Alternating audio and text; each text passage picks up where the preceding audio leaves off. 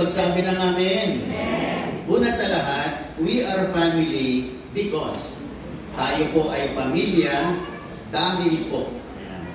Alam niyo po, ito pong pamilya, ito pong ating pagsasama-sama, tayo po ay nagsasama-sama sa lugar nito bilang pamilya ng Diyos. Meron po tayong kanya-kanyang pamilya na binigay sa atin ng Panginoon at kasi ang Diyos sa pasimula pa lamang ay gusto niyang magkaroon ng family.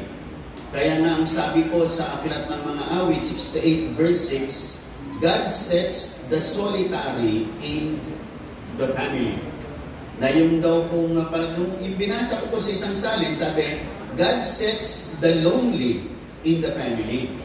Kaya daw po nilagay tayo sa pamilya kasi may mga time, mag-iisa tayo, malulungkot tayo, pag mag-isa lang tayo, kinakailangan natin ng family. Kaya nga nung nilikha ng Diyos si Eva at si Adan, ang tiningin ng Diyos ay family. At buhat sa family na yon, magkakaroon ng mga generations of people, pero lahat tayo nagsimula po kay Eva at kay Adan. Ang pananaw ng Diyos, ang plano ng Diyos ay pamilya. Kaya po tayo po ay nasa family, meron po tayong kanya-kanyang family, biological family natin, pero ito pong ating pagsasama-sama, ang spiritual family naman. Sapagkat bawat isa, kung meron kang biological family, dapat meron ka rin spiritual family na kung saan kasama ka, katulad ng church na to, na kung saan kabilang po tayo.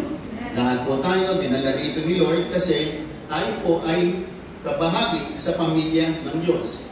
Sino po ba ang kabahagi sa pamilya ng Diyos? Ang sabi po ng John chapter 1 verse 12, to those who receive Him, to those who believe in His name, He gave them the right to become the children of God. Kung sino raw po ang tumanggap kay Jesus at sino mang sumampalataya sa Kanya, binigyan po tayo ng karapatang maging mga anak ng Diyos. At kung tayo po yung anak ng Diyos, tayo po, kaya nga sabi ng Panginoon, ganito kayo manalangin, Our Father in Heaven. Sapagkat tayo po bilang pamilya, ang ating pong tunay na Diyos ay ang ating Diyos Ama sa langit. At ang ganito pong mga gathering ng pagtitipon-tipon ng mga church, may kanya-kanya po tayong church na kung saan nilagay tayo ni Lord at yun ang i-consider natin family of God where we belong. Katulad po tayo, iba-iba po ang ating biological family, kaya iba-iba po yung bahay natin. Ganun din po sa church, iba-iba rin po tayo, no? Pero tayo po, na nagkakatipon-tipon, tayo po ay bahagi ng sinasabing family of God. Lahat na nakikinig, magsabi ng amen. Kaya nga po, pag tinignan po natin ang banal na kasulatan, tayo pong lahat na tumanggap sa Panginoon, kaya nga ang tawagan natin sa isa't isa ay brother and sister, kasi tayo po ay mga magkakapatid sa pangalan ng Panginoon, at tayo po ay sa isang pamilya. Ang ating Diyos Ama sa langit ay tinatawag nating Abba Father kasi siya ang ating Father. At si Jesus, pag tinignan niyo pong Bible, si Jesus po ay ating elder brother. Siya po ang nakatatanda nating kapatid. Ang sabi ng Bible, nag-iisa lang po yung anak ng Diyos, only begotten, si Jesus. Paano naman tayo mga naging anak ng Diyos? Tayo po ay naging mga anak ng Diyos through adoption. Tayo po ay mga inampon. No? At dahil ampon, kasi pag inampon mo ang isang bata, ituturing mo siyang tunay na anak. Kaya tayo po, dahil kay Jesus, lahat ng sumampalataya kay Jesus, we have been adopted into the family of God. At yung pamilya ng Diyos, na kung saan kabilang po tayo, this is the greatest family of all. Kasi po yung sabi ko nga po sa inyo, nakalulungkot mga minsan tingnan, kapag yung mga pamilya po natin, mga mahal natin sa buhay, hindi po natin nadala kay Jesus, hindi sila sumampalataya kay Jesus, nakalulungkot mang isipin, pamilya lang po natin sila hanggang nasa ibabaw tayo ng lupa. Kasi pagdating sa kabila, magkakahiwalay po tayo. Pero ito pong mga kasama po natin dito sa loob ng church na to, lahat ng sumampalataya dito kay Lord, sila po ang makikita natin, makakasama natin sa langit. Kaya nga mahalaga, yung mga mahal natin sa buhay, madala rin natin kay Lord. Sa ganon, ang ating pong family, hindi lamang po natin kasama sa lupa, kundi hanggang sa kabilang buhay, makasama natin sila. the greatest family of all is the family of God. Kaya nga hanggang ngayon, bukas pa rin po ang membership o ang enlistment into the family of God. At paano magiging kasama sa pamilya ng Diyos, walang iba, kundi dapat mong kilalanin si Jesus bilang Panginoon at tagapagligtas ng buhay mo. Madali lang po, mga kapatid. Pero, kinakailangan ng buong pusong paglapit sa Panginoon. Sapagat hindi lahat ng lumapit kay Lord ay buong puso. Kaya hindi pa po nila ganap na nasumpungan ng Panginoon. Kasi ang sino mang napabilang sa pamilya ng Diyos, tiyak magbabago po ang takbo ng buhay mo. Hindi ka na magiging katulad ng dati. Mababago ka talaga. Pag ikaw ay sinabing anak ng Diyos, mababago ka. Maaring hindi namang bagong-bago kagad, no? Kasi ang unang binabago ng Panginoon is our spirit. Pero yung unti-unti sa ating panlabas, sa ating pag-uugali, unti-unti, binabago yan ng Diyos. May mga nababago sa buhay natin. That is the proof. Yan po yung proof, katunayan, na ikaw nga ay naging anak na ng Diyos at kabilang na sa pamilya ng Diyos. May mababago sa buhay mo, sa iyong pananalita, sa iyong pag-iisip, sa iyong pamumuhay, sa iyong kultura ng pamumuhay, ay mababago na po unti-unti. Yan ay nagpapatunay, ikaw ay tumanggap na kay Jesus, ikaw ay nasama na sa pamilya ng Diyos, at hindi ka na katulad ng dati kasi si Jesus ay nasa iyong buhay na. Nakikinig po ba kayong lahat? Lahat ng nakikinig, magsabi ng amen. At dahil po tayo ay pamilya, dinala po tayo ng Diyos sa isang spiritual house, katulad ng church na ito, no, na dinala po tayo rito ni Lord kasi sa tahanan ng Panginoon, gusto ni Lord, yung mga anak niya, nagkakatipon-tipon. Once a week, we gather together. Although meron pa po tayong mga during weekdays, may mga Bible studies pa po tayo sa mga ibang tahanan. At I encourage you na to open your home at yung tahanan mo sa Bible study. Mabibless ang tahanan mo. At maraming kang mararanasan magandang mga bagay. As you welcome the Word of God being taught in your home, ay makikita mo may mga magandang pagbabagong mangyayari sa buhay mo.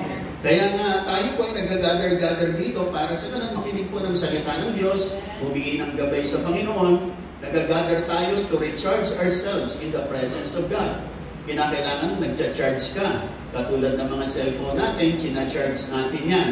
Kasi pagka hindi na i-charge, nalolobat, hindi mo na magamit. Kaya minsan yung iba, nalolobat, pagkadating ng mga problema, hindi na nila alam ang gagawin nila. Pero pag full charge ka, naka-full charge ka, malakas ka. You have the power to overcome things o mga tests and trials na darating sa buhay mo. We gather together in the church kasi gusto ng Panginoon magsama-sama tayo para magpalakasan tayo. Ganun din, as we gather together, we are being refreshed. Tayo po ay nare-refresh sa ating mga buhay. Nakikinig po ba kayong lahat? Kaya nga totoo po yung kasabihan, there's no place like home. Dapat meron kang home church. Dapat meron kang spiritual home. Bilang kasama sa pamilya ng Diyos, you need to have a home. Nakikinig po ba kayong lahat?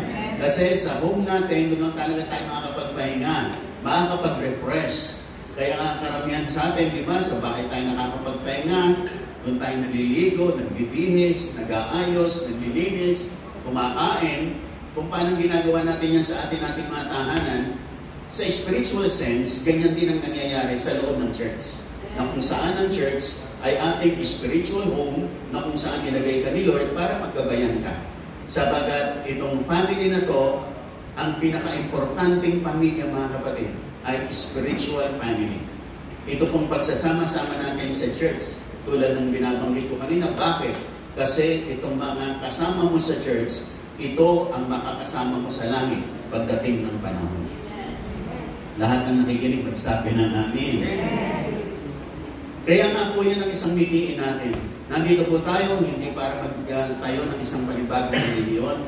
Nandito tayo para ang tao ay magkaroon ng relationship with our Lord and Savior Jesus Christ. Sa ganun, maging kasama sila sa pamilya ng Diyos. At pagdating ng time, sama-sama po tayo sa piling ng Diyos sa langit.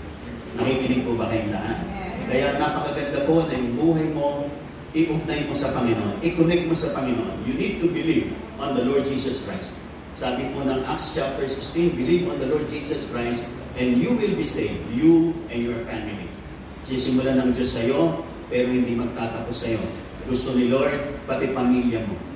At tulad ng binabanggit ko po, at inuulit-ulit ko, lahat po ng sumampalataya sa Panginoon, lahat ng nagpatuloy po sa gawain ng Diyos, nagpatuloy sa church, hindi po kayo magsisisi. Hindi po kayo magsisisi. Amen po ba? Sapagkat mararanasan niyo po ang Panginoon, ang mga pagbabago ng Diyos, ang mga patnubay ng Panginoon, lakas ng Diyos, kapangyarihan ng Panginoon, kapayapaan, kagalakan ng Diyos, and your life will never be the same again. Tulad ng binabanggit ko po sa inyo, ako po ay mahigit ng 40 taon sa Panginoon. At hindi na po ako umalis sapagkat nakita ko po, ito na. This is it. Amen po ba? Nakikinig po ba kayong lahat? At ito rin po, mga kapatid, this is not about religion, but this is having relationship with our Lord and Savior Jesus Christ. Pero kinakailangan mong magpatuloy sa relationship na ito. Nakikinig po ba kayong lahat? Hindi pwedeng ikaw ay nakipagrelasyon sa isang babae bilang lalaki, meron kang relationship with a woman, tapos sa pagkatapos magkaroon ng relationship for 3 months, 6 months, tapos iniwan mo na siya, eh sayang yung relationship na yon. Hindi magpo-flourish, hindi gaganda, hindi ka magbe-benefits. Hindi mo matatamo ang benepisyo kasi iniwanan mo na. Ganun din sa Panginoon, hindi pwedeng nagkaroon ka ng relationship with the Lord, pagkatapos hindi ka na nagpatuloy, wala ka na sa tahanan ng Diyos, hindi mo magiging ang benefits of your relationship with the Lord. You need to continue to be with God and with the Lord, and you need to be in the house of God. Kinakailangan mo sa tahanan ng Panginoon. Lahat na nakikinig magsabi ng amin. Amen. Mga kapatid, bago po ako magpatuloy, mga kapatid, isang bagay lang. I-connect mo yung buhay mo kay Lord. Tanggapin mo si Jesus bilang Panginoon tagapagligtas mo. At sa araw na ito, kung hindi mo pa siya natatanggap ng buong puso, this is the time. You need to commit your life to Jesus. Tanggapin mo si Jesus ng buong puso. Sa magitan ng isang dalangin, sasabihin ko po, sumunod kayo, at i-connect mo yung sarili mo kay Lord. Tanggapin mo siya. Sabi nung binanggit ko kanina, John 1:12, to those who receive Him, to those who believe in His name, He gave them the power, the right to become the children of God. Kaya, kinakailangan mo siyang tanggapin, kinakailangan mo manampalataya kay Jesus. At kung ikay mananalangin ng buong puso sa araw na ito, mga kapatid, you will be enlisted in the family of God. At magpapasimula ka ng isang buhay na bagong buhay at pinakmagandang buhay ang mararanasan mo sapagkat gagabayan ka ni Lord sa pamilya ng Diyos, pagpapalain ka at makikita mo ang magagandang mga bagay na nilalaan ng Panginoon. Pwede po bang lahat tayo magmikit? Lahat ng kanang kamay, lagay po sa tapat ng puso. Mga kapatid, ako po sa uusan ng dalangin. Ang kinakailangan natin ngayon, yung buong pusong panalangin. Nasasabihin mo, Lord, gusto kong maging kabahagi ng pamilya ng Diyos. Panginoon, kailangan kita. Kung sa araw na ito, kailangan mo si Lord. Kung sa araw na ito, gusto mong mapabilang sa pamilya ng Diyos, sumunod ka sa akin sa dalangin. Sabihin natin ang ganitong dalangin, Panginoon Jesus, sa araw na ito, nagpapasalamat ako na ikaw ang aking Panginoon at tagapagligtas ng aking buhay. Patawarin niyo po ang aking mga kasalanan. Linisin po ako ng inyong banal na dugo. Kinikilala ko, Panginoon Jesus, kayo po ang daan para ako ay mapapilang sa pamilya ng Diyos. Lord Jesus, nananampalataya ako. Tinatanggap kita, Panginoong Jesus, bilang Panginoon at tagapagligtas ng aking buhay. Pagparian mo po ang buhay ko nito. Isama mo po ako sa pamilya ng Diyos. Salamat po. Sa ngalan ni Jesus, ang aking dalangin. Lahat magsabi ng amin at palapakan natin malakas ang Panginoon. Amen at amen. Ngayon po, tatalakay po ako yung sinasabing because we are family. Yan. Mga kapatid, una sa lahat, because we are family, together, we will love each other and forgive one another. Ayan. Dahil pamilya po tayo, magmamahalan po tayo at magpapaumanhinan. Sabi po rito sa Colossians chapter 3, verse 13 to 14, Tagalog version of the Bible, sabi po rito ng banal na kasulatan ay ganito po. Colossians chapter 3, verse 13, sabi rito. Sa Tagalog version of the Bible, sabi, magpaumanhinan kayo at magpatawaran kung may hinanakit kayo sa isa't isa. Pinatawad kayo ng Panginoon, kaya't magpatawad din kayo. At higit sa lahat, mag-ibigan kayo, pagkat ito ang buklod ng ganap na pagkakaisa. Mga kapatid, bilang pamilya ng Diyos, and because we are family, dahil po tayo ay pamilya, at kahit po tayo pamilya ng Diyos, hindi po tayo mga perpekto. Talagang may mga magkakamali-mali, madadapa, magkakasala, magkukulang. Talagang ganun po. Kasi wala pa po tayo sa perfect state ng ating buhay. Pagdating ng time na sa piling ng Diyos sa langit, doon po, perfect na po. Wala na pong magkakamali, wala na magkakasala, wala na madadapa, wala na magkukulang. Perfect na. Pero dito po sa mundo ni Babaw, although tayo po ay tumanggap kay Jesus, naging mga anak ng Diyos, pero hindi pa po tayo perfect. Tayo po ay pinoproseso pa ng Diyos. At inihahanda ng Panginoon sa isang araw, pagdating ng araw na iyon sa piling ng Diyos sa langit, there will come perfection sa buhay natin lahat. Kaya sa buhay na ito, sabi ng banal na kasulatan, bilang family, no, together we will love each other, and together we will forgive one another kung may nagkakamali. Yan po ang napakahalaga sa buhay ng pagsasama ng pamilya. Kasi maging sa ating pamilya, walang perfect family. Wala pong perfectong pamilya. Minsan meron tayong kapatid sa ating pamilya, medyo matigas ang ulo, may anak na minsan may paladabog, meron namang mababait, meron mapagbigay, meron hindi mapagbigay, pero dahil family, wala ka nang magagawa. Pamilya mo yan. Nakakabit ka dyan, nakaugnay ka dyan, kasama ka sa apelyido ng family niyan, you cannot deny them. Hindi mo sila pwedeng itatwa, itakwil, kahit itakwil mo yan. Kapangalan mo pa rin yan, kaapelyido mo pa rin yan. Bakit? Kapamilya mo yan, pamilya mo yan.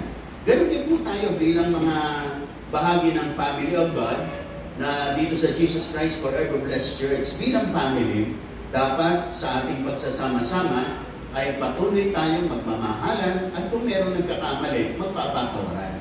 Kasi sa malaot madali, tayo pong lahat, minahal po tayo ni Lord para matuto tayong magmahal sa iba.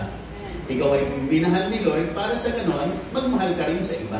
Kaya nang sabi ng Panginoon nung sa aklat ng Matthew, sabi, ang greatest commandment, love the Lord your God with all your heart, with all your soul, with all your might. Sabi, pangalawa, mahalin mo ang kapwa mo tulad ng pagmamahal mo sa iyong sarili. Pero nung dumating ang Panginoon, nung kinausap niya yung mga alagad, binago niya po yung pangalawa. Kasi yung pangalawang utos, mahalin mo yung kapwa mo tulad ng pagmamahal mo sa sarili mo. Pero sabi ng Panginoon, a new commandment I give you.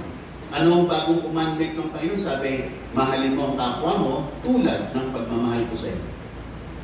Kaya hindi na pamantayan yung sarili mo, ang pamantayan kung paano ka minahal ni Lord, ganoon ang pagmamahal na bibigay mo sa kapwa mo. Mga kapatid, sa ating pong pagsasama-sama bilang mga anak ng Diyos, magmamahalan po tayo at kung may nagkukulang, magpapatawaran. Talagang ganun po. Minsan, meron taong nagkamali sa'yo, minsan ikaw naman ang magkakamali. Minsan, meron taong nanira sa'yo, pero minsan ikaw naman ang naninira. Minsan, may taong na-offend ka, pero minsan ikaw naman naka-offend. Natisod ka, pero minsan ikaw naman ang nakakatisod.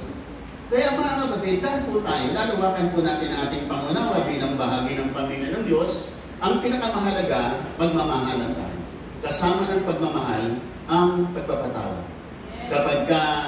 Kapag nagkaroon ng ingredient of forgiveness, tumitibay ang pagsasama, tumatagal ang pagsasama, kasi may forgiveness. Karamihan po na nawasak na mga relationship, nagkawatak-watak, it is because of unforgiveness. Pag talagang walang pagpapatawad, hindi marunong magpatawad, ang mga relasyon po nasisira. At nagkakaroon talaga ng breakup. Pero kahit na nagkasala yung isa, kapag ka marunong magpatawad, napabalik ulit yung magandang ugnayan. Napapatch up ulit, pwede mo uling buuin kasi nagkaroon ng forgiveness. Nakikinig po ba kayong lahat? Tingnan nyo sa buhay ng mga mag-asawa. Ang mga mag-asawa, mga kapatid, hindi naman basta nagmahalan yan. Nagpatawaran din yan. Kasi pag walang pagpapatawad sa pamilya, marami pulos. Pag walang forgiveness sa family, tiyak wasak ang pamilya. Tiyak hindi mabubuo. Tiyak magkakahiwalay. Kasi walang forgiveness. So malaot madali, ang mga tao po sa paligid natin, maging mga mahal natin sa buhay, talagang may mga times magkakamali yan.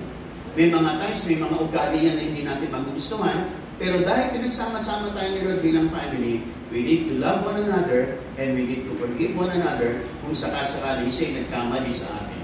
Nakikinig po ba kayong lahat? Ang mga taong matatag, matibay, ang mga taong nananatili at nagpapatuloy at gumaganda ang buhay, yung mga taong nagtagumpay laban sa unforgiveness. Yan yung mga taong tumitibay, tumatatag, nagmamature, at umaangat ang level ng buhay, maging ang blessing nila umaangat. Kasi yung unforgiveness, humihila sa ating pababa. Bumibigat ang buhay natin, nabimiss natin ang mga blessings ni Lord, kasi hindi tayo marunong magpatawad. Are you listening? Nakikinig po ba kayong lahat? Pero kapag ka marunong ka magpatawad, you are maturing. No? Lumalawak ang pangunawa mo, lumalawak ang pasensya mo, nagniningning ang love ni Lord na inilagay sa iyong puso. Mga kapatid, with regards to forgiveness, lagi natin, tulad ng binabanggit ko kanina, lagi natin iisipin kung may tao mang nakasakit sa atin, kasi hindi naman siya perfecto. Tayo, hindi perfecto. Minsan sa araw, meron ding masasaktan tayo. Kung meron taong nakagawa sa atin ng hindi maganda, dapat natin isipin na minsan isang araw, baka meron makagawa rin ako ng hindi maganda. Ako po kasi bilang isang pastor, sinisikap ko na walang matisod sa akin, walang ma-offend sa akin, walang magtampo sa akin. Talagang sinisikap ko na walang ganun. Wala akong maanong tao, masaktan, o magtampo, sa akin. Pero meron pa rin. Kahit na minsan hindi mo sadyain, kahit na pangaingat-ingatan mo, meron pa rin. Nakikinig po ba kayong lahat? Kaya, wala po. Talagang hindi po tayo perfecto. Minsan naman yung iba-iba yung pananaw nila, iba-iba yung understanding nila sa sinabi mo, nami-miscommunicate ka nila, nami-misinterpret ka nila. Kaya minsan dumarating yung time, nagtatampo sila sa'yo. Pero kahit na anong pilit mo, you cannot please all people at all times. Talagang meron time. May mga tao talagang hindi mo mapiplease talaga. Nakikinig po ba kayong lahat? Pero dapat po natin makita, pag may mga tao po na nasaktan tayo, it's about time to forgive. Forgive and forgive. Nakikinig po ba kayong lahat? Sapagkat dyan nagkakaroon ng manifestation ng love ng Panginoon, diyan patuloy tayong umaangat, diyan patuloy tayong nakikita na tayo may mga tagasunod ng Panginoon. Tayo may mga Kristiyano, tayo may mga anak ng Diyos, kung tayo po'y marunong magpatawad. Sabi nga ng Panginoon, kung ang mamahalin nyo lang, yung mga nagmamahal sa inyo, ginagawa na ng maraming tao yan. Ginagawa na ng mga kasalanan yan. Ang mahal nila yung mga nagmamahal sa kanila. Pero sabi ng Panginoon, mahalin nyo, maging ang inyong kaaway. At sa ganon, magiging tunay na mga anak kayo ng Diyos. Nakikinig po ba kayong lahat? Ang kaibahan po natin mga anak ng Diyos, ang kaibahan natin mga Kristiyano, kahit yung mga taong sinaktan tayo, pinapatawad natin at pinamahal natin. Yun daw po ang kaibahan ng mga anak ng Diyos. Lahat ng nakikinig magsabi ng amen. Pero mga kapatid, with regards to forgiveness, talagang on our own, it's very hard to forgive. Napakahirap po talaga. Lalo na po, yung iba sabi, sobrang kasi niya hindi nang ginawa sa akin, Pasko.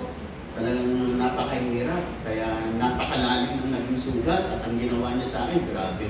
Pero mga kapatid, hindi po yun ang issue. Ang sabi lagi ng Panginoon, hindi niya sinabing, pag konti lang ang kasalanan, patawarin mo. Pag mabigat ang kasalanan, wag mong patawarin. No, walang sinabing ganun si Lord. Ang sinabi lang ng Panginoon, pag nagkasala sa'yo, patawarin mo. Whether maliit yung damage sa'yo, malaki yung damage sa'yo, ang sabi pa rin ng Panginoon, forgive them. Lahat ng nakikinig magsabi ng amen. Alam niyo po, lahat tayo nasusugatan. Pero kapag ang sugat ay hindi kinamot, lalong lumalala. Nagnanaknak, nagnanana, hanggang grumabi ng grumabi.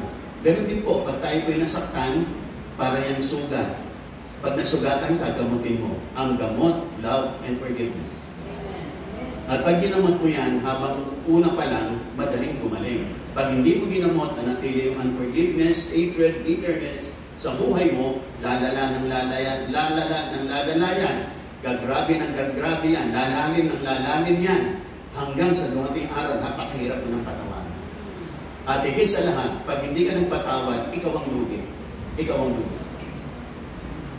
Nakikinig pa po ba kayong lahat? Nakikinig pa po ba kayong lahat? Yung mga hindi nagpapatawad, tayo ro po, ikaw ang lugi.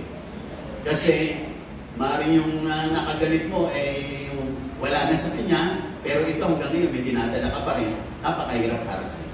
Kaya nga si Lord, totoo ang salita ng Panginoon, forgive. Magpatawad ka. At lalo na po tayo bilang pamilya, bilang magkakasama sa gawain ng Diyos, bilang kasama sa pamilya ng Diyos. Together, we need to love one another and forgive one another kung sakaling may nagkakamali. Nakikinig pa po ba kayong lahat? Nakikinig pa po ba kayong lahat? Wala pong dahilan para hindi magpatawad. Sapagat ang utos ng Panginoon, forgive. Magpapatawad po tayo. Lahat na nakikinig magsabi ng amin.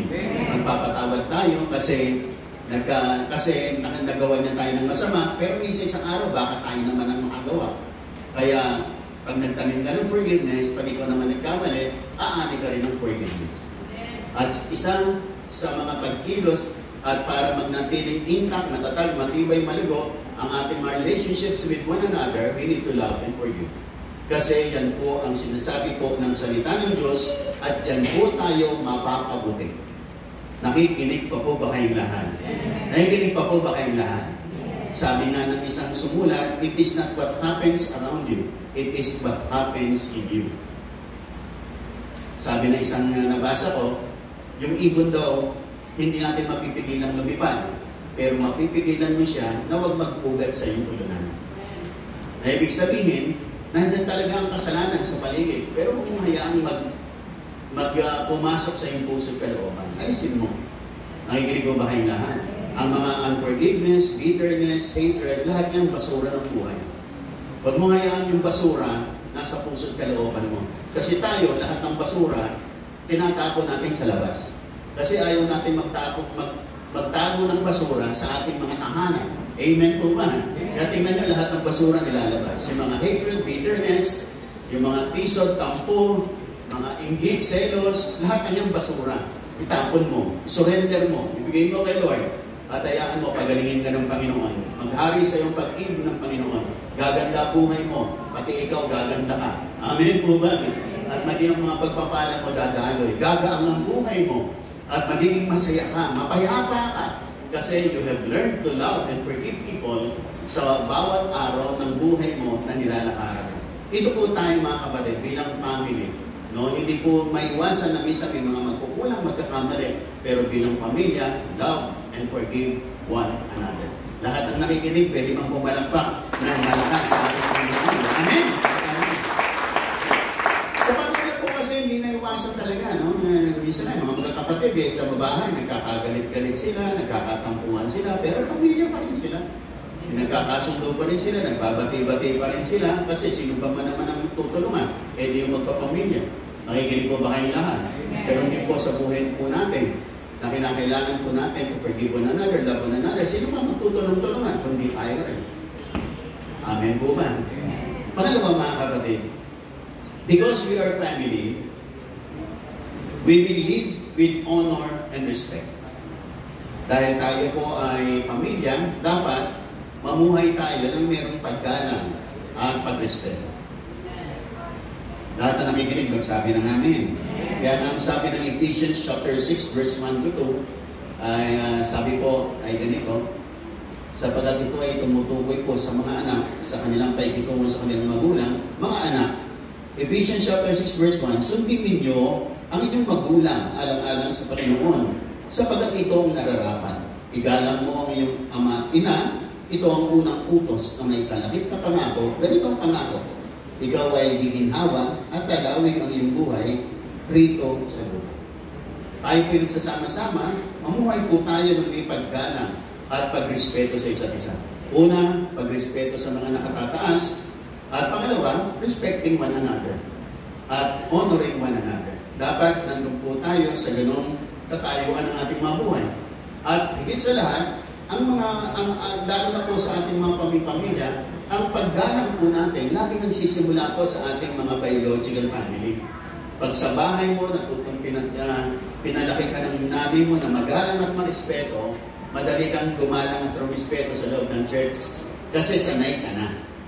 Amen po ba? Pero kapag ka isang bata sa bahay niya, sa nanay niya, walang galang, walang respeto, pag pumunta yan sa church, minsan magiging magalang yan. Sa pastor, sa mga leader, sa mga nakatatanda, pero minsan pagdating ng time, lumalabas yung tunay. Hanggat hindi nabubunot yung ugaling hindi maganda, nandyan pa rin yan, mananatili yan. Kaya nga kapag tayo po ay naging halimbawa, barumbado, bastos at walang galang sa ating mga magulang, dapat pag naging Kristiyano ka, isurrender mo kay Lord. Panginoon, ako po ay naging bastos at hindi ko magalang sa magulang ko. Patawarin niyo po ako, magbabago na po ako, Panginoon, tulungan niyo po ako. Kapag kayo ng taong yun, kinumpes na kay Lord John, sinurrender na kay Lord John, makikita mo, mabubunot yun, maaalis yun, at talagang mababago po yung taong yan. Pero, pag hindi po niya sinurrender yun kay Lord, nandun po yun. Kasi minsan may mga ugaling nakatago na. Pagdating ng time, lumalabas. Kahit na nasa loob ng church. Pero ganun pa man, siyempre, pag lumabas yun, anong gagawin natin? Lalo na po ako bilang pastor, siyempre, uunawain, tutulungan, hindi i-condemn, pero kinakailangan i-correct. Kinakailangan i-correct. Kasi sa pamilya, mayroong correction sa pamilya. Pero dapat bilang pamilya, marunong rumispeto at gumalang sa isa't isa. Yung mga nakababata, gagalang sa mga ate, kuya, at yung mga anak, dapat gumagalang sa magulang. Bakit? Diyan ang pamilya ang pinagpapahala. Sapagkat yung mga tao walang respeto at galang, ang bigat ng buhay. Ang bigat ng buhay. Nakikinig po ba kayong lahat? Nakikinig po ba kayong lahat?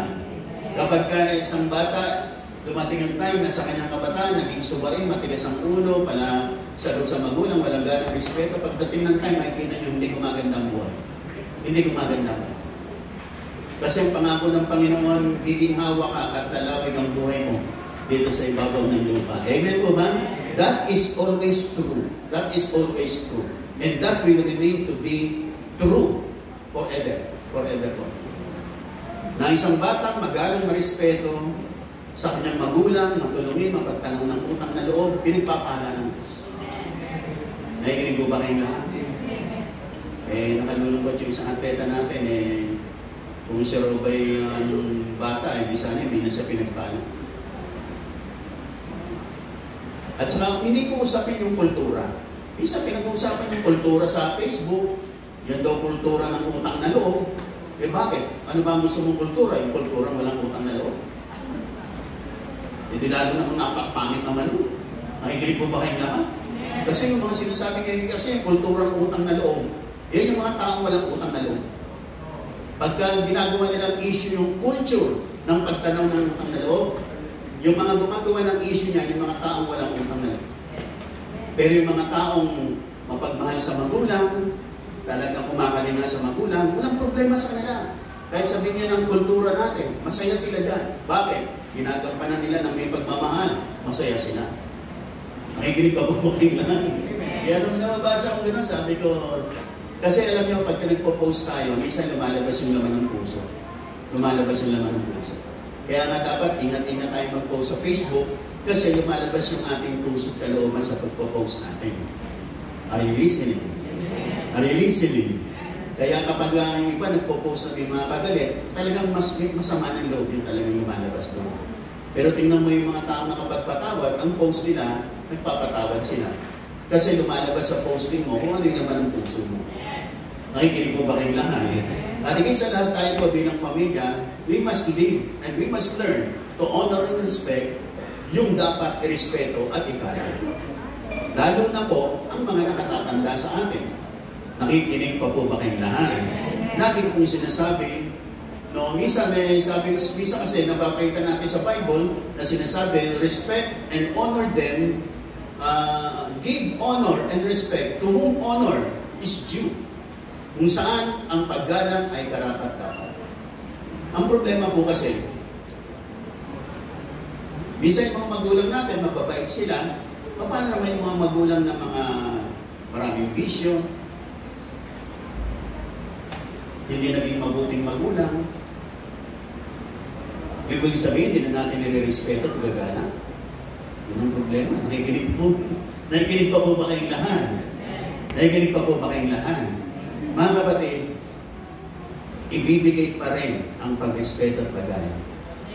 Kahit na yung magulang po natin, basagulero, babaero, sugalero, hindi pwedeng mawala yung respeto at paggalang mo sa kanya. Kasi pag yung magulang mo dahil sa ganoon, binabalang-balang mo, sinasagot-sagot mo, sinisigaw-sigawan mo, kapatid, kasalanan pa rin kay Lord yan. Ikaw ay wala pa rin galang at walang respeto. Lahat na nakikinig magsabi na namin. Kahit na gano'ng kasama po yung ating mga magulang, kinakailangan pa rin, respeto pa rin ang igawad natin. Nakikinig pa po ba kayong lahat? Nakikinig pa po ba kayong lahat? Hindi pa rin dapat mawala yung respeto at paggalang natin sa kanila bilang mga magulang na ibinigay sa atin ng Panginoon. Hindi pa ay pwede magsalita ng laban sa kanila. Hindi natin pwede silang balang-balangin. Hindi natin pwede silang pagtaasan ng boses. Kinakailangan pag in-approach natin sila, kahit sila'y masama, kahit sila'y basagulero, babaero, sugalero, kinakailangan approach pa rin natin, tatay pa rin natin, anak pa rin natin.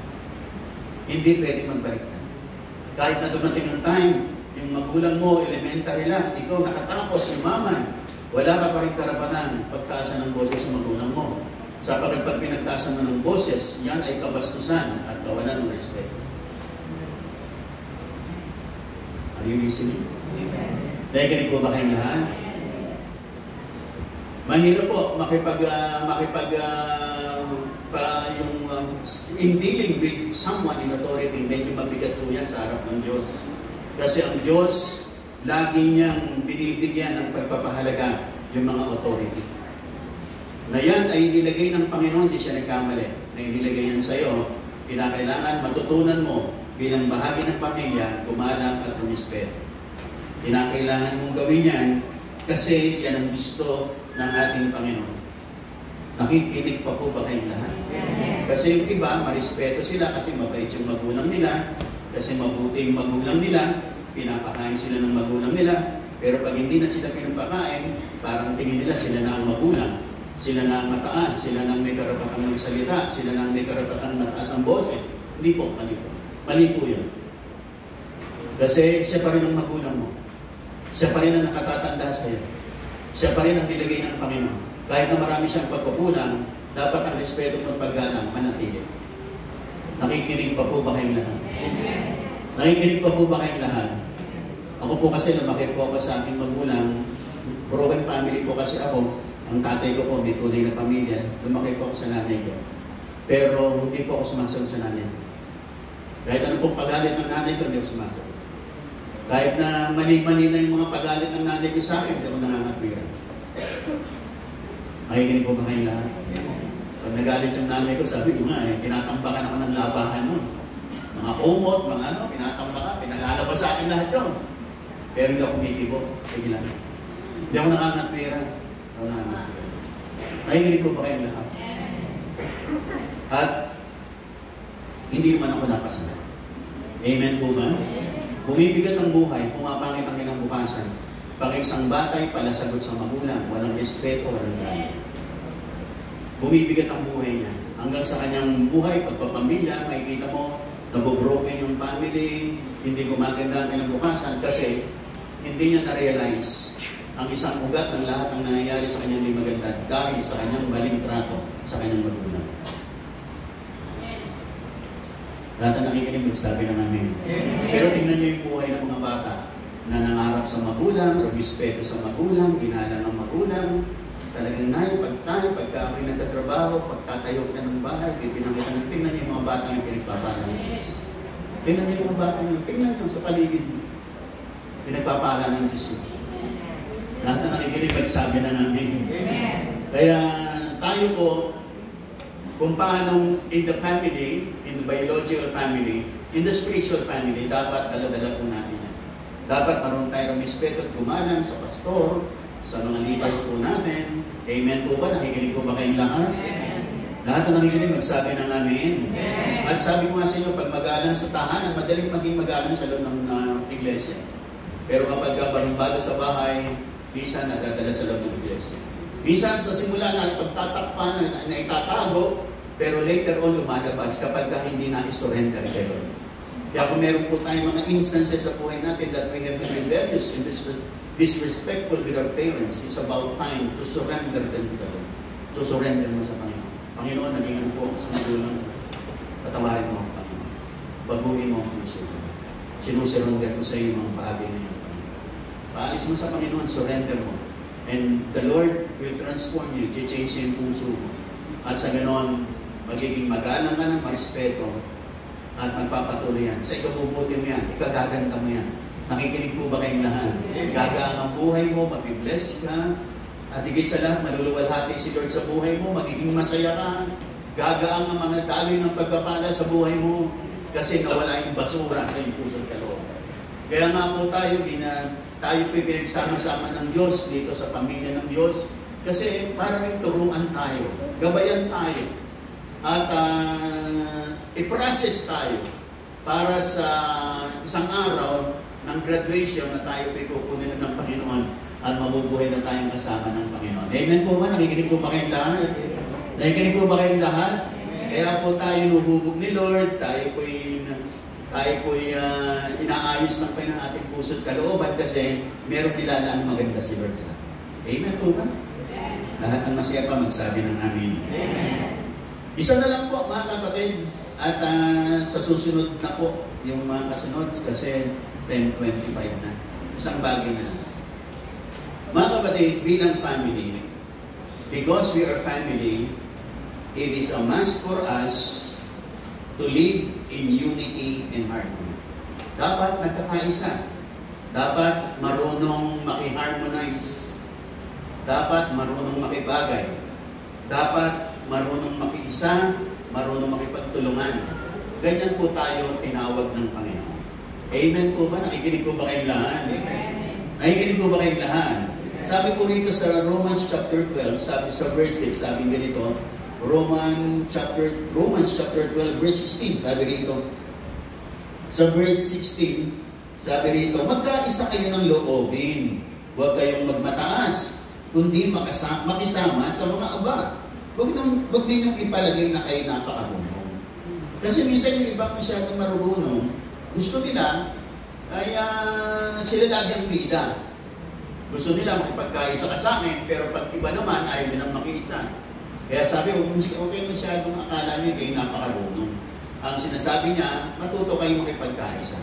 Tayo dapat, bilang isang family, nagkakaisa tayo sa isang mabuting layunin. Amen po ba? Lalo ng layunin para sa kaharian ng Diyos at para sa gawain ng ating Panginoon. Sapagat dito naman tayo tinawag ng Panginoon. Lahat ng nakikinig, magsabi ng amen. At kapag nagkakaisa, dyan dumadalo ang pagpapala ng Diyos. Diba? Psalm 133, Behold how good and how pleasant it is for brethren to dwell together in unity. Natutuwa si Lord kapag mayroong nagkakaisa.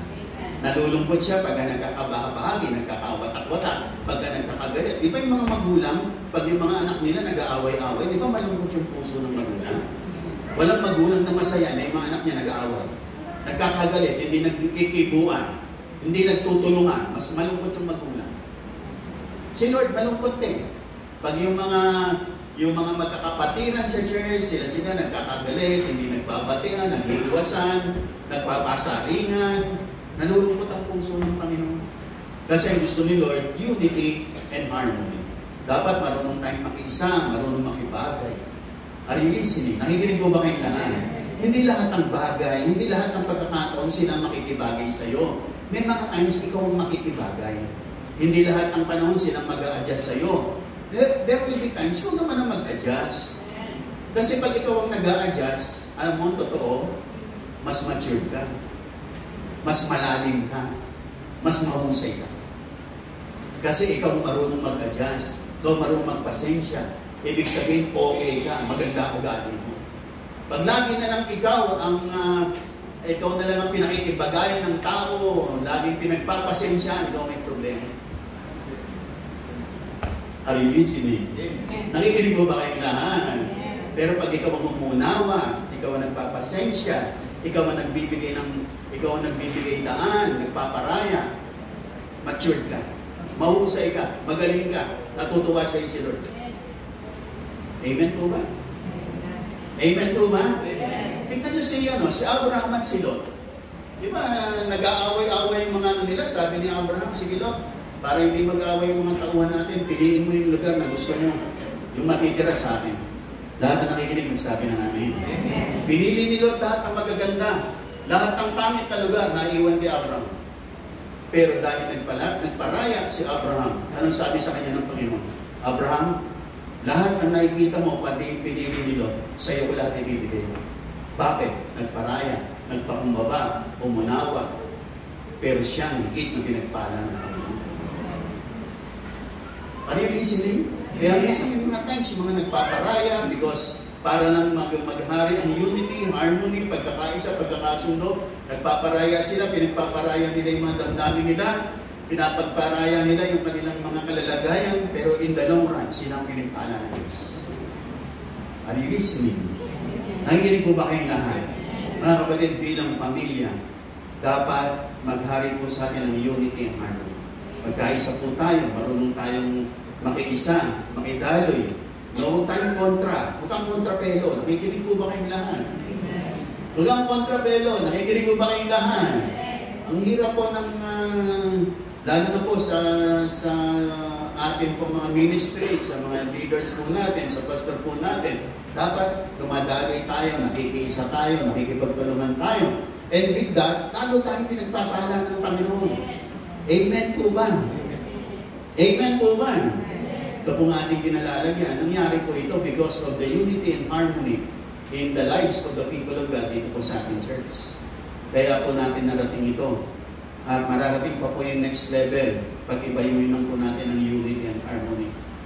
Are you listening? Nakikinig po ba kayong lahat? Kasi habang tayo po yung nakikipagtulungan, nakikipagkaisa, lalong dumadali po ang pagpapala ng Diyos. Kaya sabi po ng Psalm 133 verse 3, sabi, for there the Lord commanded blessings, even life forevermore. Kung saan meron nagkakaisa, kung saan meron mga nagkakaisa, nagkakasundo, sabi, yung lugar na yun, sabi, for there the Lord commanded blessings. Nakikinig po ba kayong lahat? Tingnan niyo po yung mga lugar na nagkakawatak-watak, walang pagpapala. Ang bigat ng buhay. Hindi lalo dumadali yung mga pagpapala. Bakit? Walang pagkakaisa, walang pagtutulungan, walang cooperation.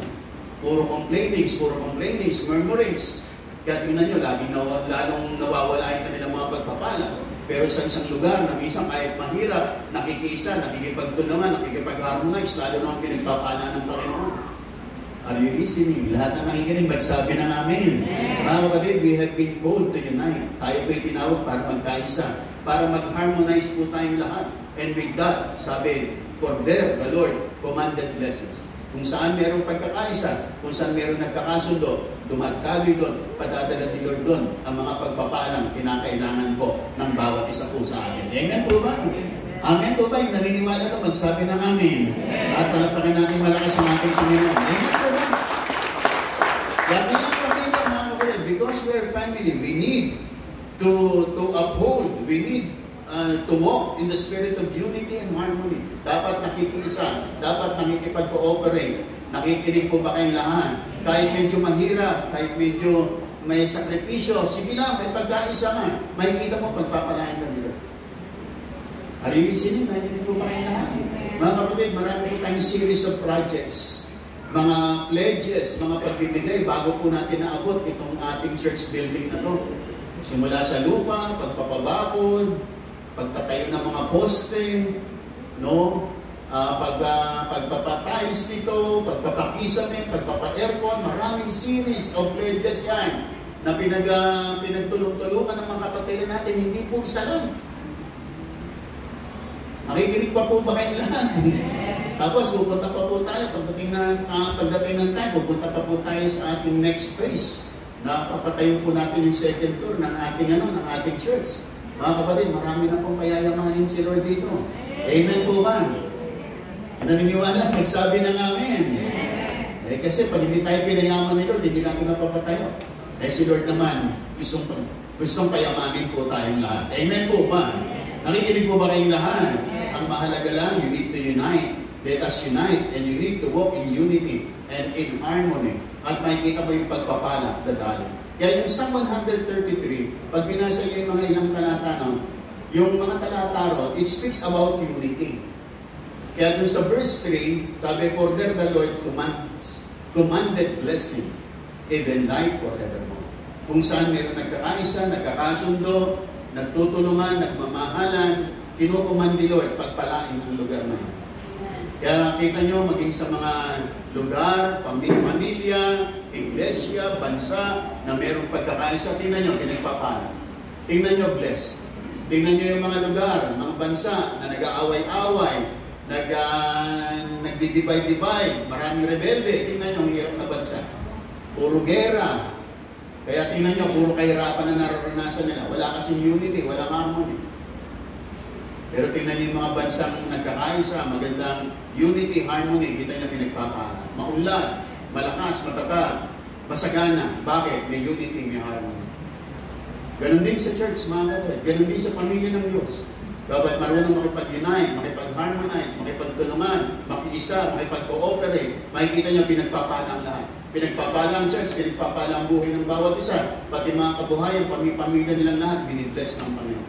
Bakit? Kasi in the spiritual home, spiritual family, merong unity and harmony. At yung unity and harmony na yun, dinaluyan ng pagpapala. Kaya pati mga pamilya natin, mga kabuhayan natin, pinagpapala din ng Panginoon. Nakikinig pa po ba kayong lahat? Make it a point na dapat makikipagkaisa ka lagi. Nakikipagtulungan ka lagi sapagat nandun ang dalo ng pagpapala ng Panginoon. Lahat ang naniwala doon ang sabi ng amin. Mga kapatid, ako pa yung magpo-close na in prayer. Nangalahati po ako, meron po pong 3, 4, pero sa susunod na lang yan. Kahit kung lahat ay mukhang pumigit, okay na naman. Kaya naman, maraming pong salamat na kami tinawag sa pamilya ng Diyos. Hindi po kami magsisisi at hindi kami nagkamali.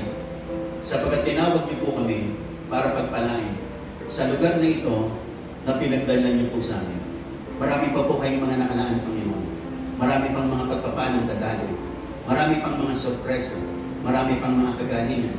Marami pang masasaganang araw ang darating sa buhay namin. Kasi kasama kami sa dakilang pamilya ng Diyos. Dalangin po namin, Panginoon, bilang mga anak ng Diyos, kami po'y maging pagpapala sa tahanan ng Panginoon. At pinagpala rin, Panginoon, ang aming mga tahanan. Kaya salamat po sa aral, Panginoon, na naipahayag sa umagang ito. Nawa, i-bless niyo po ito, lukuban ng kapangyarihan ng Espiritu Santo sa puso ng bawat isa, maging buhay na ang mga salitang ito nagagabay sa aming pamumuhay na hindi lang kami merong biological family, kundi meron kaming spiritual home and family, ang church na pinagdala niyo sa amin para kami maging kabahagi at dito namin matanggap lahat ng mga dakilang pagpapala inilalaan niyo sa amin sa buhay na ito at pagkatapos sa buhay na ito sa kabilang buhay sa piling po ninyo, Panginoon. Lord, thank you for bringing everyone in this place. Nawa sa lugar na ito, patuloy nilang naranasan. Nakatagpo kayo, nasagot niyo po ang mga katanungan sa kanilang mga puso. At dalangin ko po, magpatuloy ang bawat isa sa inyong biyaya, sa inyong pag-ibig, sa inyong kabutihan, at sa inyong masaganang pagpapala.